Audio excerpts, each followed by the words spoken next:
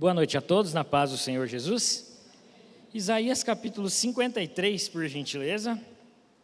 O título do sermão dessa noite é O Triunfo do Servo do Senhor.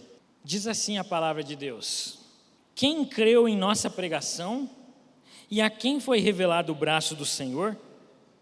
Porque foi subindo como renovo perante ele e como raiz de uma terra seca.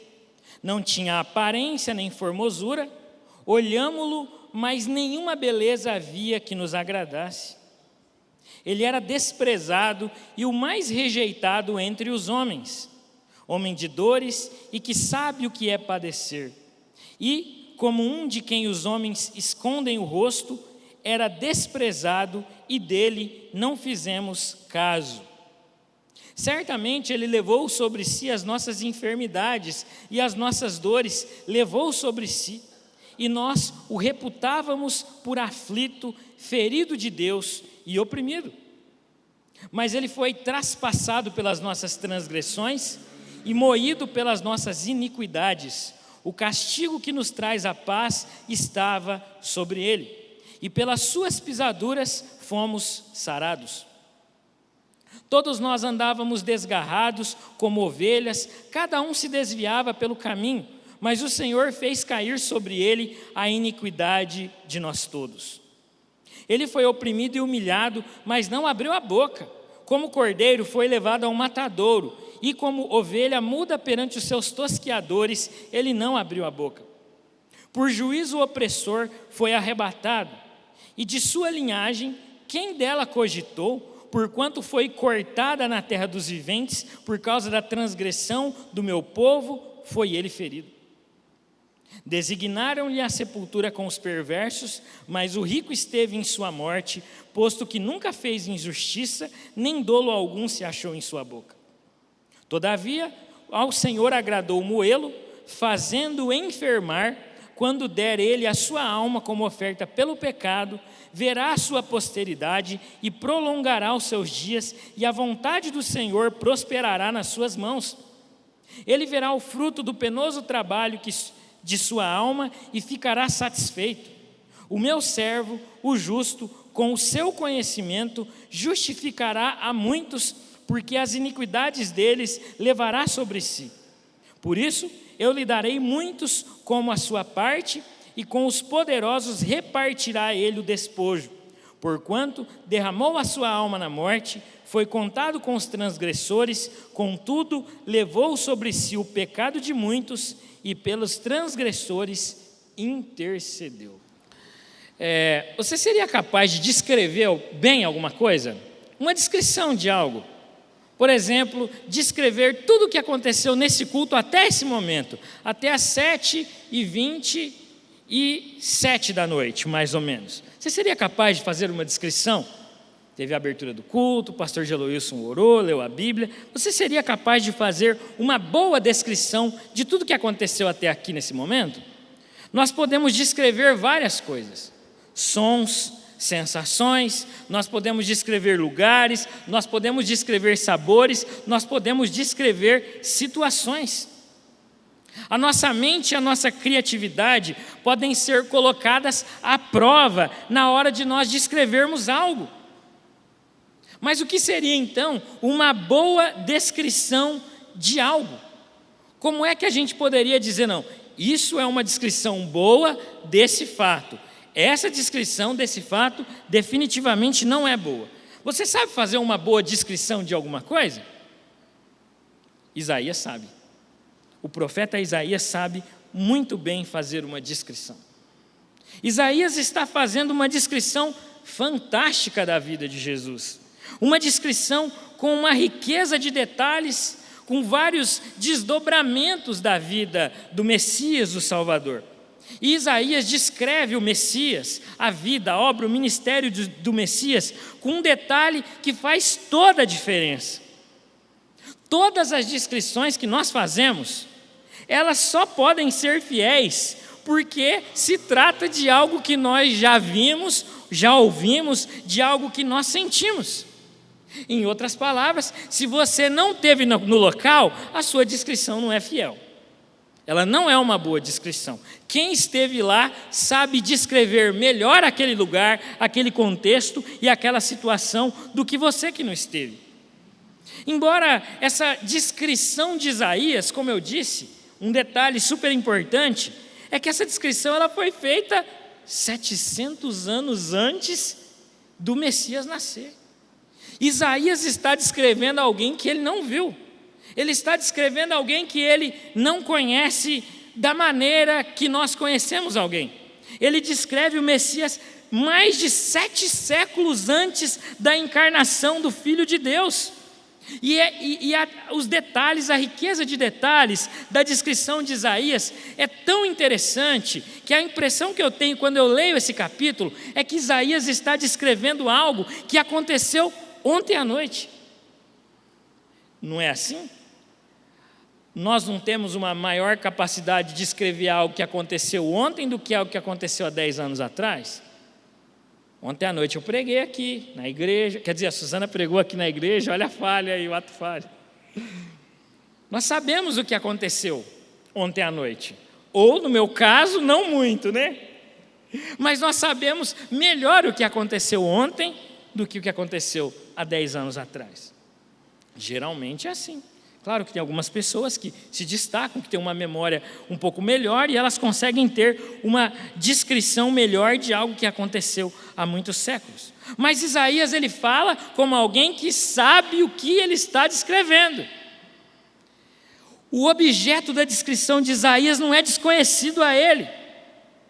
As palavras de Isaías nesse texto são carregadas de emoção, são carregadas de detalhes riquíssimos sobre alguém que ele ainda não viu. E é importante a gente se lembrar que Jesus aplicou esse texto de Isaías 53 à própria pessoa dele.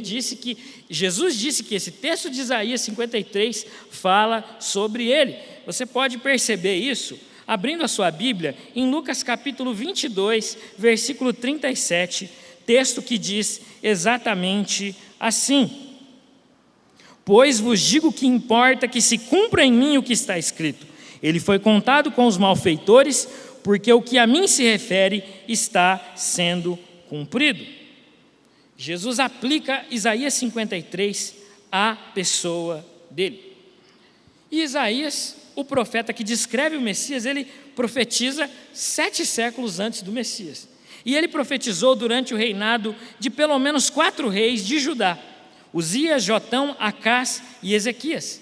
E ele descreve então alguns detalhes muito importantes sobre a vida, a obra, o ministério, a morte e a ressurreição do Messias. E quando nós olhamos para o Novo Testamento, se você fazer uma leitura, você vai perceber e comprovar que efetivamente tudo quanto Isaías disse se cumpriu na pessoa de Jesus. Sabe por quê? Porque Isaías foi apenas um instrumento. Quem descreveu o seu filho foi o profeta, mas quem dá essa revelação para Isaías é o próprio Deus. Isaías, então, como instrumento, como profeta nas mãos de Deus, ele descreve tudo isso que nós acabamos de ler aqui no capítulo 53 de Isaías. E tem um outro dado importante que é significativo para o meu sermão dessa noite, é que Isaías é o livro do Antigo Testamento mais citado em todo o Novo Testamento. E um outro detalhe importante é que Isaías 53 é o texto do Antigo Testamento mais citado no Novo Testamento. A frequência com que há menções de Isaías 53 é uma frequência maior do que qualquer outro texto no Antigo Testamento. Você pode ver isso em Mateus 8,17, Marcos 15, 28, Lucas 22, 37 e mais alguns textos que eu coloquei aqui. Isaías descreve vários momentos sobre a vida do Salvador. Mas nesse bloco, especificamente, ele descreve o ministério, o sacrifício e o triunfo do Messias. É por isso que eu entendo, baseado nesse texto, que o sacrifício e ressurreição do Messias são a garantia de vitória final ou da vitória final dos filhos de Deus. Eu vou repetir. O sacrifício e ressurreição do Messias são a garantia da vitória final do Filho de Deus. Isaías nos dá 3 cenas, presta atenção, 3 cenas. Eu quero trabalhar isso de uma maneira bem objetiva com você. Tive que excluir naturalmente alguns detalhes, mas são 3 cenas. Isaías se refere à primeira cena sobre o ministério do Messias. A segunda cena ele fala sobre o sacrifício do Messias, e a terceira e última cena ele fala sobre o triunfo ou a glória do Messias. E a primeira cena, que é o ministério do Messias, está no texto lido do versículo 1 até o versículo 4. Esse trecho apresenta a vida terrena do Messias, apresenta o sofrimento também do Messias, porque ele naturalmente foi rejeitado pelos seus. O Messias não foi ouvido pelo povo de Israel, e existem vários textos do Novo Testamento que nos comprovam isso. Não deram crédito à mensagem do Messias. Jesus foi rejeitado, ele foi escarnecido, ele foi zombado, e uma das marcas mais significativas do seu ministério é que Jesus foi profundamente rejeitado pela nação de Israel. É claro que muitos entenderam a mensagem e foram alcançados pela graça, mas Israel, como nação, não aceitou a mensagem do Messias. E nós podemos ver isso quando alguns partidos, como os fariseus e saduceus, se opõem de uma maneira muito forte contra o ministério, o ensinamento e as palavras de Jesus. O versículo 2 do texto diz que o Messias não tinha beleza e nem formosura. Lembra do que eu falei há pouco? Que parece que Isaías está descrevendo alguém que ele está vendo? Tamanha a riqueza de detalhes que Isaías dá sobre a vida de Jesus. Jesus aqui é descrito por Isaías como alguém profundamente simples, como alguém marcado nesta vida terrena como homem por uma simplicidade. E é interessante que nós precisamos entender que Jesus, ele é o dono de todas as coisas, ele é o Senhor de todas as coisas, mas nós também podemos perceber que Jesus, ele é dono de tudo aquilo que ele abriu mão. Ele é um rei que reina de uma maneira diferente. A simplicidade é o reino de Jesus e a manjedoura é o trono dele. Ele reina de uma maneira diferente. Nada daquelas vestes reais, aquelas coroas, aquelas roupas extremamente pomposas, como os reis da época de Jesus, como os importantes da época de Jesus. Jesus vive pautado através de uma vida simples. E quando nós olhamos para a vida de Jesus, Jesus de fato não tinha nenhuma característica física que fizesse alguém do tempo dele olhar para ele e dizer: nossa, esse homem é diferente. Jesus não tinha nenhuma dessas características. É claro que ele tinha bons ensinamentos, ele era um mestre, mas ele não tinha nada fisicamente falando que alguém pudesse olhar para ele e dizer que ele era diferente. Portanto, os homens não tinham olhos para contemplar a beleza da simplicidade do Messias. Você se lembra qual foi um dos fatores preponderantes, decisivos, pelo qual Saul foi escolhido como o primeiro rei de Israel? Não era a sua beleza, Joaquim? A sua altura, a sua estatura? Ele era visto de longe e diziam: olha lá, Saul. Era um homem de destaque, era um homem de aparência e era um homem de imposição, mas quem enfrentou o gigante foi o baixinho Davi. Davi não tinha aparência. E assim como o Messias, Davi foi rejeitado na sua aparência. Ele era um pastorzinho de ovelhas, serviço desprezado, enquanto seus irmãos eram guerreiros. Mas Davi era corajoso. Ele enfrentava o urso, o leão, ele matava se fosse preciso para defender as suas ovelhas. Davi não tinha a aparência de Saul, e por isso Davi também foi rejeitado pelos homens. Davi foi rejeitado pelos da sua própria casa.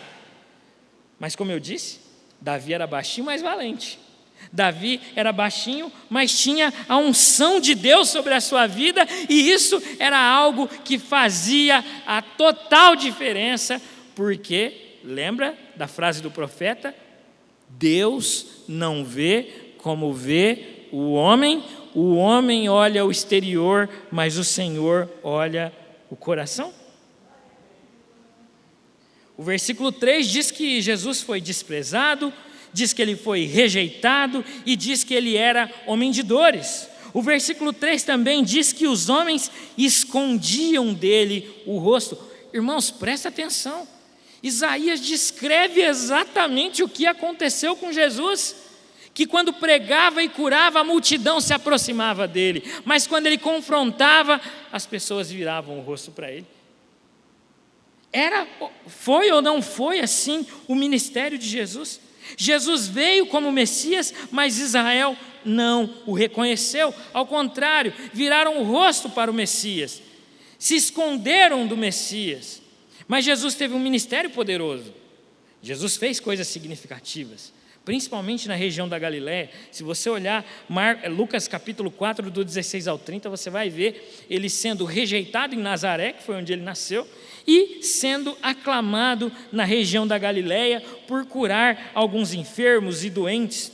Mas fato é que muitas pessoas seguiam a Jesus apenas pelos milagres. Outros seguiam a Jesus apenas pelo discurso. Outros seguiam a Jesus por outros interesses mais. Mas essa mesma multidão que seguia Jesus por causa do discurso, por causa do milagre, abandonou a Jesus quando foi confrontada e abandonou a Jesus quando ele caminhava em direção à morte, quando ele caminhava em direção à cruz. João 1,11 diz que ele veio para os seus, mas os seus não o receberam. Ser cristão hoje em dia está na moda. Eu vou usar uma palavra aqui, ela não é pejorativa, não, de forma alguma. Mas ser cristão hoje em dia é modinha. Existe uma perspectiva, uma estimativa que diz que dentro de poucos anos o Brasil vai ser um país majoritariamente evangélico / protestante. A pergunta que eu faço é: quais são os critérios para definir quem é evangélico e protestante no nosso país?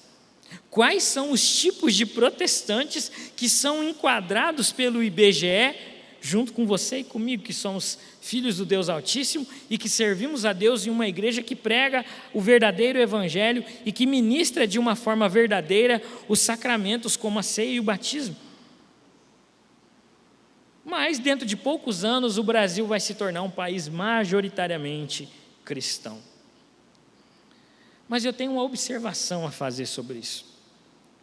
Apesar de estar na moda ser evangélico, muitos cristãos continuam rejeitando os ensinamentos de Jesus, mesmo, em alguns casos, estando dentro das igrejas por aí afora. Nós podemos perfeitamente dizer que somos evangélicos, mas mesmo assim negar a mensagem do evangelho verdadeiro de Jesus Cristo. Nós corremos o risco, meus irmãos, eu estou dizendo genericamente, o povo de Deus que adora o verdadeiro Deus, mas nós corremos o risco de rejeitar a Jesus de uma maneira muito sutil, de uma maneira muito discreta, de uma maneira tal qual às vezes quem faz não percebe. Nós corremos esse risco. E o resultado disso é algo do tipo: esse povo aí honra-me com os seus lábios, mas o seu coração está longe de mim. Que Jesus nos ajude a continuarmos olhando para Ele, a servirmos verdadeiramente a Ele, porque Ele é o nosso Senhor e Rei. E quando nós servimos a Jesus, nós precisamos entender que não compete a nós selecionarmos daquilo na palavra de Deus que nos convém ou não. Ou nós aceitamos a Bíblia toda, ou nós não somos cristãos. Esse discurso aqui é duro. Isso aqui que Jesus fala, isso aqui é pesado demais. Nós não temos essa opção. Nós precisamos aceitar o Evangelho como um todo, integralmente, porque nós somos servos do Deus, e como eu disse e repito, não nos compete fragmentar partes do Evangelho que talvez são convenientes a nós, à medida que nós excluímos outras partes que talvez não são do nosso interesse. O sacrifício e ressurreição do Messias são a garantia da vitória final dos filhos de Deus. A primeira cena que eu acabei de tratar com vocês foi acerca do ministério do Messias. E a segunda cena está dos versículos 5 ao 9 e fala acerca do sacrifício do Messias. Nesse trecho, Isaías nos mostra o servo do Senhor se sacrificando pelo povo de Deus. O cenário aqui agora é diferente. Antes era o ministério da rejeição de Jesus. Agora o cenário aqui muda para um cenário com cheiro de morte, com cheiro de perseguição, com cheiro de sacrifício. Esse sacrifício não é um sacrifício comum, mas é um sacrifício substitutivo. Os versículos 4 e 5 nos mostra que ele tomou sobre si as nossas enfermidades e que ele carregou sobre si a nossa dor. E estes dois versículos nos mostram que Jesus, ele foi ferido, ele se entregou e ele se sacrificou por causa da minha e da sua rebeldia. Esse foi o motivo pelo qual o Messias morreu. O versículo 4 diz algo interessante, diz que o Messias foi ferido de Deus. Mas por que o Messias foi ferido? O versículo 5 responde: mas ele foi traspassado pelas nossas transgressões e moído pelas nossas iniquidades. Ele foi moído por causa das nossas transgressões, e ele foi sacrificado por causa da sua e da minha maldade, do nosso pecado, da nossa iniquidade. Foi por isso que o Messias foi sacrificado. O sacrifício do Messias é um sacrifício no meu e no seu lugar. A morte do Messias é, na verdade, a morte que deveria ser minha e sua. Isaías agora aponta para o Messias, não mais no início do seu ministério, pregando. A cena é outra. Isaías agora aponta para o Messias padecendo, para o Messias gemendo na cruz. Isaías agora mostra toda a agonia física, psicológica e espiritual que Jesus enfrenta, não somente na cruz, mas também nos momentos que antecedem a crucificação. Isaías agora quer nos mostrar o Messias sofrendo, o Messias padecendo. Isaías está tentando dizer: olha, isso que o Messias está passando é por causa do seu e do meu pecado. A cena aqui agora é outra, é uma cena mais dramática. É um estágio mais complexo, é a morte do Messias, é o Messias sendo traspassado por causa dos meus e dos seus pecados. Mas a obediência do Messias ao Pai era o que importava, e por isso ele suportou tudo quanto suportou, como nos ensina Filipenses 2:8. A morte do Messias satisfez plenamente a ira de Deus, e isto é uma morte substitutiva. Alguém deve morrer em nosso lugar para pagar pelo nosso pecado, mas esse alguém não deveria ser qualquer um, mas deveria ser o Cordeiro perfeito de Deus, que fosse capaz de tirar o pecado do mundo. E Jesus foi, é e sempre será este Cordeiro de Deus, que morreu no nosso lugar para satisfazer a justiça de Deus. Versículo 6 mostra que nós andávamos desgarrados como ovelhas, e cada um se desviava pelo seu caminho, mas o Senhor fez cair sobre ele, sobre o Messias, a iniquidade de todos nós. Você sabia que a ovelha é um animal frágil, não tem senso de direção, não enxerga direito, e que ela é presa fácil contra Qualquer predador que tem, por exemplo, lá na região do Monte Sinai ou de outras montanhas de Israel. Nós somos essas ovelhas. Nós somos essas pessoas que não somos capazes de resolver o nosso próprio problema e de nos defender contra o pecado que nos subjuga e que nos teria o efeito de condenação.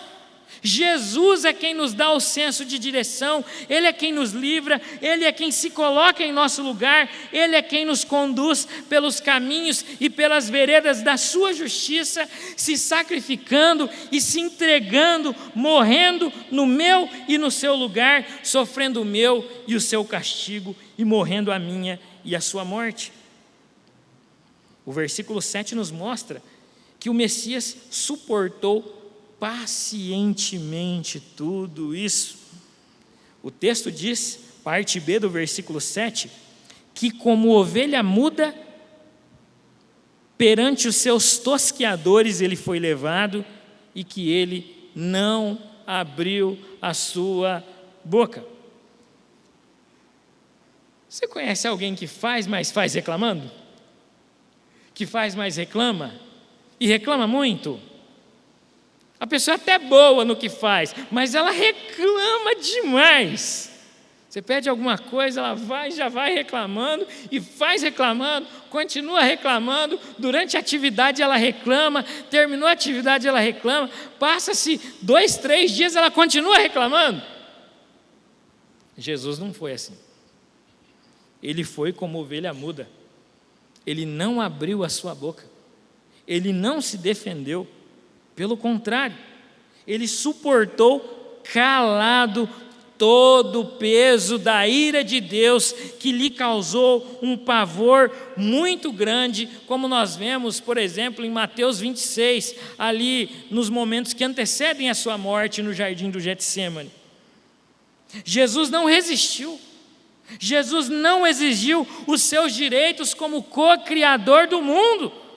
Pelo contrário, ele abre mão de tudo isso e apenas obedece à ordem do Pai, caminhando firmemente, olhando para a cruz, para se sacrificar pelo seu e pelo meu pecado. Ele não abriu a boca, diz o texto. Você acha que isso tem algo a nos ensinar ou não? E o texto continua no versículo 9. No versículo 9, nós vemos um Messias inocente, um Messias sem dolo, um Messias sem mancha. Ao contrário de nós, manchados, ao contrário de nós, sujos, mas agora purificados pelo sangue dele, limpos através do sacrifício dele. Mas nós vemos um Messias tão limpo que pode nos limpar e que pode nos purificar de toda a imundícia e sujeira que o pecado causa na nossa vida, no nosso coração e na nossa alma. E o versículo nos diz ainda, o versículo 9 nos diz ainda que designaram-lhe a sepultura com os perversos, mas com o rico esteve na sua morte, posto que nunca fez injustiça, nem dolo algum. Penso que você se lembra do texto de Mateus capítulo 27, versículo 57, que nos mostra um homem rico, conforme nos descreve Mateus, chamado de José de Arimateia, que concede então um lugar para que Jesus fosse sepultado. Ele concede um túmulo para Jesus. Então essa profecia do versículo 9, ela se cumpre ali em Mateus 27, 57, quando José de Arimateia cede então um lugar para que Jesus fosse enterrado, porque o Messias, como ele próprio disse, não tinha sequer onde reclinar a sua cabeça. Quando nós olhamos para esse relato, meus irmãos, todo o sacrifício do Messias, tudo aquilo que ele sofreu, tem que nos causar dor. Nós não podemos olhar para essa verdade bíblica e continuarmos alheios a tudo quanto o Messias padeceu. Sabe por quê? Porque aquilo foi no seu e no meu lugar. Nós precisamos entender que esta morte do Messias e todo o sofrimento que ele passou nos momentos que antecederam esta morte foi única e exclusivamente por obediência ao Pai e para nos livrar da condenação eterna. O Messias apanhou, ele andou nu, ele recebeu cusparadas, algo extremamente humilhante. Ele recebeu coroa de espinhos, ele recebeu vinagre ao invés de água. Zombaram do Messias, zombaram da filiação do Messias acerca do Pai. Se você é o Filho de Deus, desce daí. Zombaram, escarneceram do nosso Messias. E nós precisamos, meus irmãos, olhar para esse texto e sentir alguma coisa. Vontade de ser mais santo, vontade de buscar mais a Deus, vontade de nos relacionarmos mais com o Senhor através da leitura bíblica e da palavra. Isso tem que causar algo nas nossas vidas. Você tem noção de tudo que Cristo passou durante o caminho para a cruz? E como eu disse, tudo isso foi para levar a sua e a minha culpa, porque ele mesmo nunca as teve. O texto de Isaías diz que ele era inocente. A culpa é minha, a culpa é sua e a culpa é nossa. Nós somos os culpados. É claro que, por outro lado, fazia parte do plano perfeito de Deus moer o Messias. A gente já vai chegar aqui no texto. Mas essa culpa não é dele. Essa culpa é sua, essa culpa é minha, essa culpa é nossa. Mas Jesus, em sua infinita misericórdia e graça, ele pagou por completo o preço de morte para que você e eu tivéssemos agora acesso ao céu, acesso ao Pai. Ele se sujou para nos fazermos limpos diante de Deus. Se os nossos pecados o levaram para a cruz, se os cravos prenderam as mãos de Jesus, foi apenas e unicamente a obediência do Messias ao Pai e o amor a você e a mim que o mantiveram lá. Não foram os cravos que prenderam Jesus, mas foi a obediência dele para nos salvar, para nos limpar, para nos dar a possibilidade de acesso ao Pai. Foi isso o que o manteve lá. Os cravos até lhe prenderam as mãos, mas a sua obediência e amor a nós é que fez com que o Messias se sacrificasse voluntariamente e morresse a sua e a minha morte. E qual é a nossa resposta a Deus diante de tudo isso? Em outras palavras, nas palavras de um hino muito famoso: morri na cruz por ti, que fazes tu por mim? É bem nítido, meus irmãos, que o Messias sofre por causa de nós. Todo e qualquer cristão precisa aprender isso nos primeiros momentos da sua vida, que a morte de Jesus não foi porque ele merecia, mas que a morte de Jesus foi porque nós merecemos. Ele não tem pecado, mas ele sofre pelos nossos. Ele não tem dívidas, mas ele paga a nossa. Ele se entrega voluntariamente e sofre por amor e obediência ao Pai, por obediência ao Pai e por amor a nós. Ele carrega apenas méritos enquanto nós carregamos pecados e afrontas contra Deus. Ele carrega a sua perfeição, a sua santidade, enquanto nós pecamos, através de palavras, de atos, de pensamentos. Ele carrega a sua perfeição, enquanto nós estamos aqui perdidos sem a graça dele, mas a graça dele nos encontrando, ele nos conduz para esse caminho vivo que ele mesmo preparou e que ele também é o destino final desse caminho. O sacrifício e ressurreição de Jesus, ou do Messias, são a garantia de vitória final dos filhos de Deus. A primeira cena é o ministério do Messias. A segunda cena é o sacrifício do Messias. E agora eu quero que você entenda e perceba qual a cena Isaías quer nos relatar. E a última cena é a glória do Messias. Agora aqui o cenário muda da agonia para a glória, da morte para a ressurreição, da aparente derrota na cruz para o triunfo da ressurreição de Jesus. Agora nós vemos o Messias triunfando diante de todas as lutas, da rejeição e das dificuldades que o seu ministério enfrentou. Agora nós vemos a vitória final do Messias, e essa vitória ela é perceptível porque vemos o Messias salvando alguns e reconciliando estes homens com o Pai. A glória do Messias é a sua ressurreição, a sua vitória contra o pecado e contra a morte, para nos dar a vida eterna e para nos livrar da condenação do pecado. Isso está dos versículos 10 até o versículo 12. O versículo 10 nos diz que todavia ao Senhor agradou moê-lo e o enfermar. Quando der a ele a sua alma como oferta pelo pecado, verá a sua posteridade e se prolongará os seus dias, e a vontade do Senhor prosperará nas suas mãos. Como eu disse, fazia parte do plano perfeito de Deus permitir com que o Messias fosse sacrificado. Esse é o plano perfeito de Deus e o texto nos mostra isso. Diz aqui o texto bíblico que ao Senhor se agradou a moê-lo, a permitir que ele fosse morto. Somente isso, foi por isso que Jesus morreu, porque ele foi obediente ao plano e à vontade perfeita e agradável do Pai. Mas essa glória de Jesus não é uma glória barata.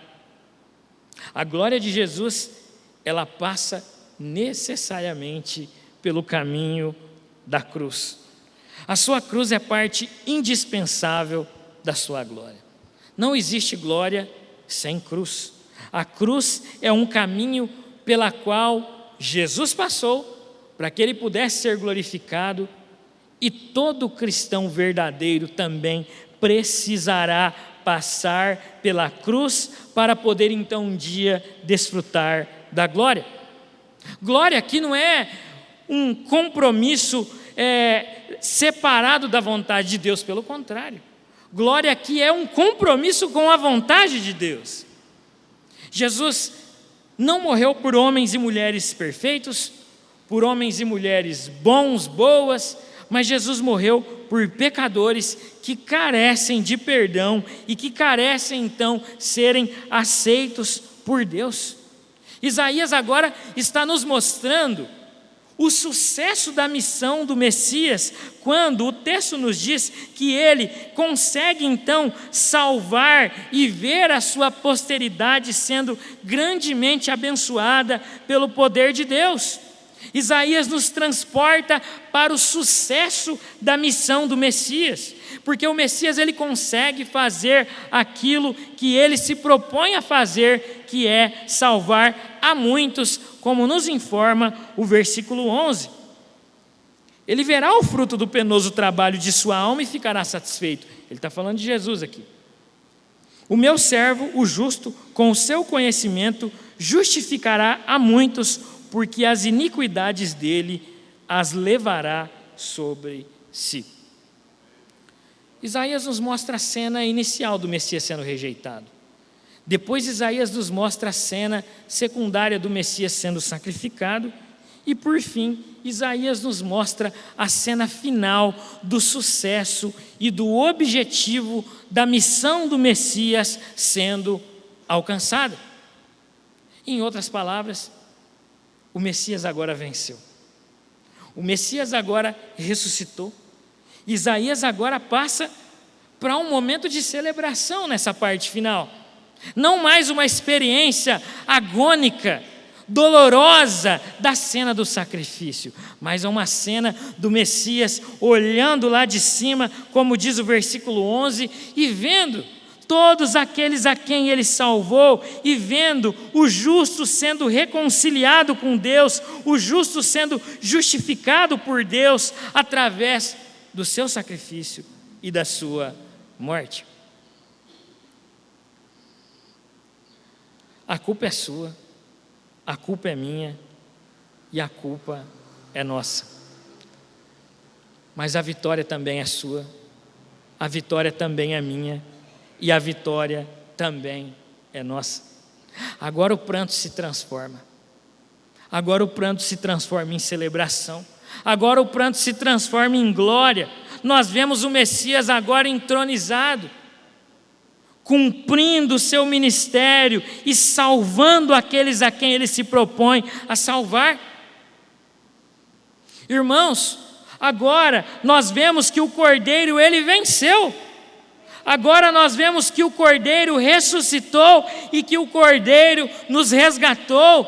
A ressurreição de Jesus é também uma prova de que Ele voltará para buscar a sua igreja e uma prova de que Ele certamente nos levará para si, que é também, Ele mesmo é a nossa morada, é a nossa casa, Ele é quem prepara o caminho, Ele é o caminho, mas Ele é também o destino final.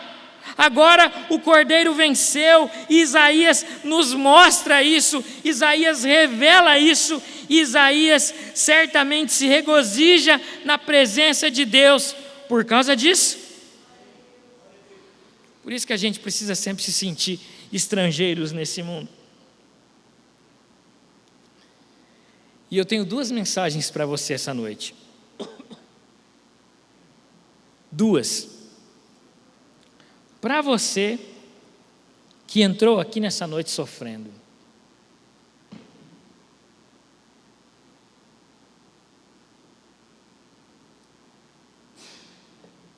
Para você que entrou essa noite sofrendo, o Messias também sofreu. Portanto, a verdade que eu tenho que te dizer é essa: se ele sofreu, não é possível você passar por esse mundo, por esse plano e não sofrer. A diferença é que você e eu merecemos alguns dos sofrimentos que nós temos, não todos. Mas o Messias também sofreu, e com essa diferença marcante: todo o sofrimento do Messias não dizia a respeito a algo que ele merecia, mas diz respeito ao que nós sabemos que nós merecemos. O Messias sofreu, e sofreu muito, e sofreu injustamente. Portanto, não tem como você viver sem sofrer, e não queira viver sem sofrer.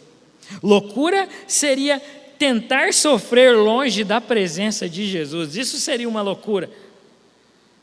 Com Jesus ou sem Jesus, nesse mundo nós iremos sofrer. A diferença é que com Jesus nós temos uma esperança viva, uma esperança que nos tira do sofrimento quando lhe apraz, quando Ele deseja e quando Ele resolve. Ele, sendo perfeito, Deus e Senhor, Ele esteve também sujeito às dores desse mundo, e você e eu também estamos. Nós não podemos passar por esse mundo sem sermos marcados com a marca do sofrimento. Mas o sofrimento do Messias é que é injusto, porque o sofrimento dele é, na verdade, o nosso sofrimento. Na verdade, o sofrimento do Messias é mais nosso do que dele. Mas ele, por misericórdia, sofre o nosso sofrimento e morre a nossa morte. Por isso que eu disse a você que não tem como você viver nesse mundo sem sofrer, porque o caminho para a glória passa também pela cruz. Isso também vale para nós. O caminho do Messias é o nosso. Ele caminhou e foi glorificado, mas antes passou pela cruz.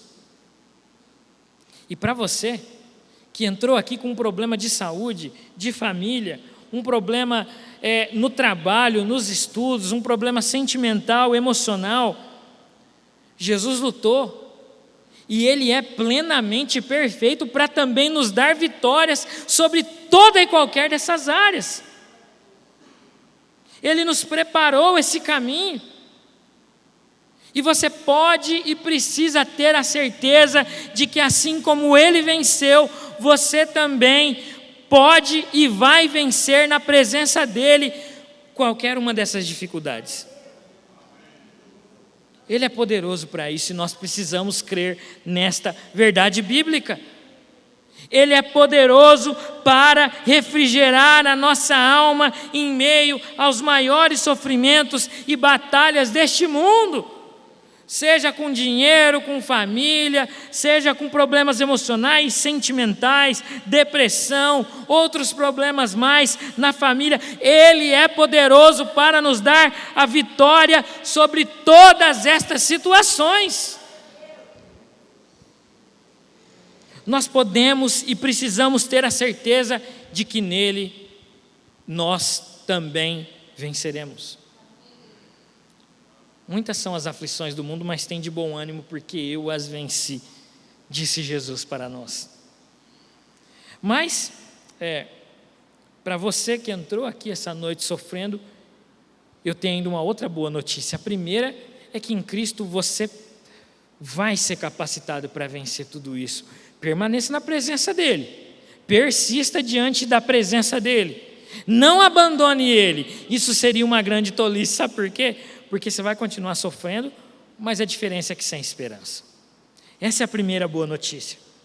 E a segunda, que é uma notícia melhor ainda, e com essa notícia eu encerro esse sermão. Essa é a melhor de todas as notícias. É que todas estas vitórias que nós poderemos ter nesse mundo, elas são parciais e infinitamente menores do que a vitória final que nós um dia desfrutaremos diante da presença do Senhor. A gente pode vencer tudo isso diante de Jesus. Lutas, provações, problema financeiro, saúde. Deus está aqui esta noite e Ele é poderoso também para nos dar estas vitórias. Mas a maior de todas as vitórias que nós poderíamos ter, nós já temos. A gente só precisa ter calma para esperar ela se consumar. O maior de todos os triunfos é estar definitivamente com Jesus. É termos a certeza de que a morte, o pecado, não mais poderá nos separar do amor de Cristo, do amor de Deus em Cristo Jesus.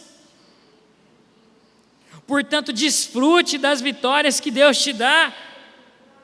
E enquanto Ele não te dá, permaneça firme na presença dEle, mas saiba que a vitória final já te está preparada, porque o Cordeiro venceu a morte e Ele morreu por você e também por mim.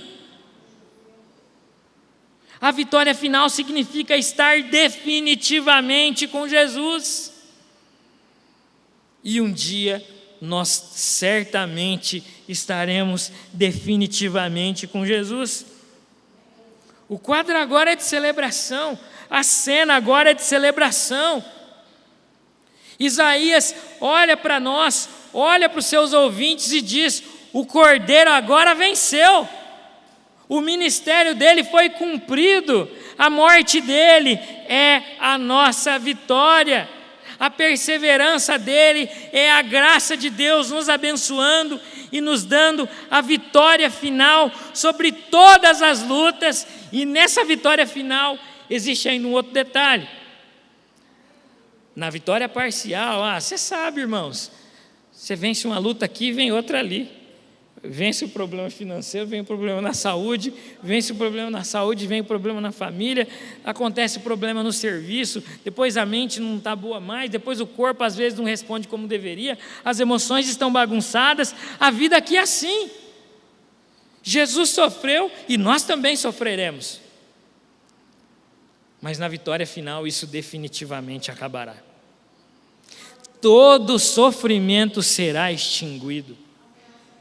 Toda dor e todo pranto se converterá em alegria e lá na presença dEle gozaremos eternamente, de onde não mais sairemos e de onde jamais nenhuma luta que nos afligiu nesse mundo poderá agora nos afligir. O sacrifício e ressurreição do Messias são a garantia de vitória final dos filhos de Deus.